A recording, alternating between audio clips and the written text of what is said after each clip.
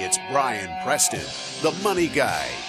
We already talked about that the mortgage landscape is getting more complicated, right? So that is sort of a subset. It is more complicated in terms of the decisions you have to make to get a mortgage. But specifically, if you're a young person or if you're someone trying to get into your first home, this inflationary environment has made what was already a pretty arduous task significantly harder over the long term. Well, we put numbers to this. I mean, and I want to talk about what is often unsaid, the hidden problem or the secret problem with this. But Bo, walk them through. We took what was just happening, and what I think is crazy, 2020. I mean, that was a blink of an eye. Now, yeah, I know we had some crazy stuff going on with the pandemic, but from a memory, from a time, that was just a blink of an eye a moment ago. And check out these changes. Yeah, think about this. In the second quarter of 2020, the median home price in the U.S. was $323,000. So if you put 5% down on a 30-year mortgage, first home purchase at 2.5%, and this is realistic. You could really put 5% down and you could get a 2.5% mortgage.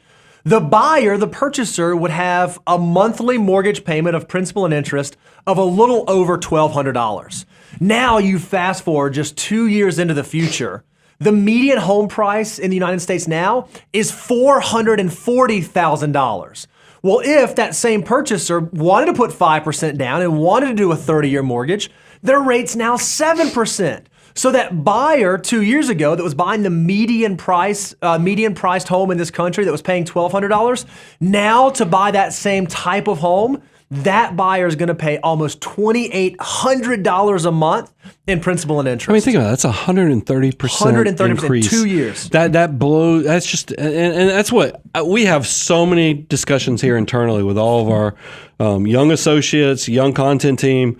I mean, this is the ugly part of it. It's so hard to get on the home ownership train now. But I got to tell you, there's a hidden, unspoken problem with this, is that how much of our system is a step-up system, meaning that, okay, you buy your first home with a 5% down, and then you live in that house for the 5 to 7 years, but then you start having a growing family. You grow into it. I'm into my third home.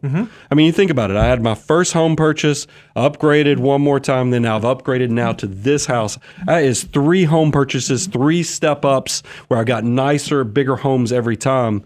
If you're in that house that you put down 5% and you have a 2.5% mortgage, how do you leave 2.5% mortgage? It's going to be really hard to leave a 2.5 to go to a 7%. That is going to create some weird ripple effects because people who were thinking about upgrading might stand still. They might say, hey, we'll just do home renovations. We'll just stay here. We've seen that with some of the people we work with on the content team. They, former neighbors and other things, we're going to put a new wing on the house. That's right. Because we're going to add to the garage. I mean, I get it. This is something that I think is going to be ugly because the normal cycle or change is going to be disrupted by this interest rate environment. And that's something that's ugly and we need to be aware of and you need to be paying attention. Now, I'll give Nate. I was going to say the same thing because this sounds so bad. What does this mean? I mean, and I was like, at some point, you're going to hold your nose and you just got to buy. I mean, even that's why you got to make sure you're staying in there the long-term period. And look, the good news, and that's why we are about to transition into the good news, but because I can't stand in on the bad stuff.